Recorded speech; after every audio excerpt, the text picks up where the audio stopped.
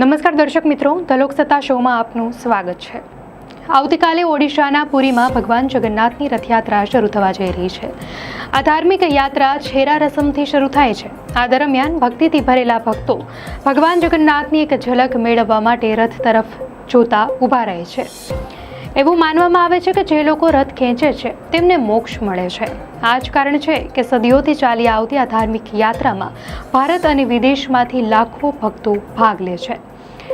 જગન્નાથ રથયાત્રા ફક્ત પુરીમાં જ નહીં પરંતુ દેશના અન્ય ભાગોમાં પણ નીકળે છે। ત્યાં પણ માનવ મહેરામણ ઉમટે છે। આમાંનું એક સ્થળ ઓરિસ્સાનું નૈરી ગામ પણ છે। અહીં ભગવાન જગન્નાથની એક અનોખી શોભાયાત્રા બોટ પર નીકળે છે। અનોખી જગન્નાથ રથયાત્રા પાછળની રસપ્રદ વાર્તા વિશે જાણીએ। કાંકણ શિખરી એ એશિયાના સૌથી મોટા ખારા પાણીના તળાવ ચિલિકાની મધ્યમાં સ્થિત એક શાંત અને પવિત્ર ટાપુ છે।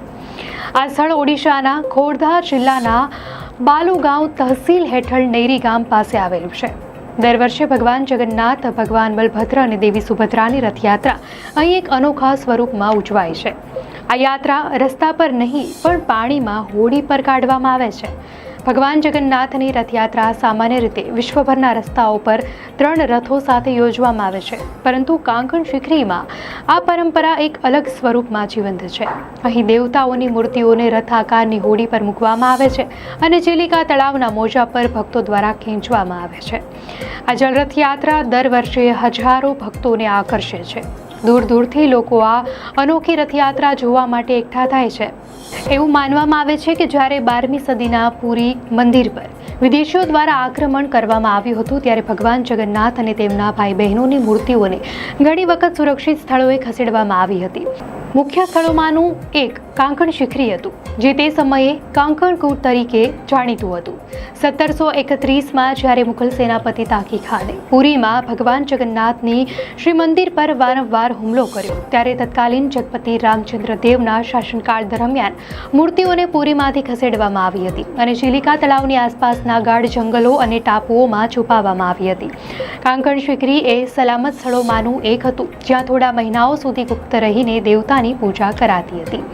એવું માનવામાં આવે છે કે જ્યારે દેવી દેવતાઓની પૂજા કાંકણ શિખરીમાં થતી હતી ત્યારે પૂજારીઓ નજીકના જમુના નિર્ઝરામાંથી તાજું પાણી પૂજા માટે લાવતા હતા। તે સમયે સ્થાનિક લોકો આ ટાપુ પર કાંકણની ખેતી કરતા હતા, જે ભગવાનને અર્પણ કરવામાં આવતી। એવું માનવામાં આવે છે કે આ જ કારણથી આ સ્થળનું નામ કાંકણ શિખરી પડ્યું। શરૂઆતના દિવસોમાં નૈરીમાં રથયાત્રા બળદગાડાનો ઉપયોગ કરીને ઉજવવામાં આવતી હતી, પરંતુ સમય જતાં પાણીમાં મૂર્તિઓની યાત્રા કરાવવા માટે બોટનો ઉપયોગ થવા લાગ્યો। ભગવાન જગન્નાથનું મંદિર ચિલિકા તળાવની મધ્યમાં એક ટાપુ પર આવેલું હોવાથી અહીં રથયાત્રા હોડીઓ દ્વારા કાઢવામાં આવે છે। દર વર્ષે રથયાત્રાના દિવસે દેવતાઓને મંદિરમાંથી બહાર લાવવાની પરંપરાગત પ્રક્રિયા પહાંડી હેઠળ શોભાયાત્રામાં બહાર કાઢવામાં આવે છે। આ બાદ તેમને ખાસ શણગારાયેલી હોડી પર મૂકવામાં આવે છે, જે રથનો આકાર લે છે। આ રથ હોડી પછી મંદિરની આસપાસ 7 પરિક્રમા પણ કરે છે। આ બાદ તેને ગામના છેડે આવેલા ગુંડીચા મંદિરે લઈ જવામાં આવે છે। ભગવાન ત્યાં 9 દિવસ વિશ્રામ કરે છે અને બાદમાં બહુડા યાત્રાના પરત ફરવાના દિવસે ટાપુની આસપાસ 7 વાર પરિક્રમા કર્યા બાદ ભગવાન જગન્નાથની મૂર્તિને મંદિરની અંદર પાછી મૂકવામાં આવે છે। આ સમગ્ર પ્રક્રિયામાં ભક્તો પોતાની હોડીઓને રથ બોટ સાથે દોરડા વડે બાંધે છે અને તેને એક સાથે ખેંચે છે। ચિલિકા તળાવનું વાતાવરણ શંખ, કરતાલ, ઢોલ, રણશિંગડા અને જય જગન્નાથના નારાથી ભક્તિમય બની જાય છે। આ યાત્રા ભગવાનના નિર્વાસન અને સુરક્ષાના સમયને યાદ અપાવે છે। 1733માં રામચંદ્ર દેવ બીજા દ્વારા ભગવાન જગન્નાથની મૂર્તિઓને શ્રી મંદિર પુરીમાં પાછી લાવવામાં આવી હતી। 2007માં શ્રી મંદિરના પ્રશાસકો દ્વારા પણ આ સ્થળની મુલાકાત લેવામાં આવી હતી। મુઘલ આક્રમણકારોના આક્રમણ દરમિયાન ભગવાનની મૂર્તિઓ 3 મુખ્ય સ્થળોએ ચિલિકા તળાવ, કાંગડા શિખરી, ગુરુબાઈ અને ચકનાસી પર છુપાયેલી હતી।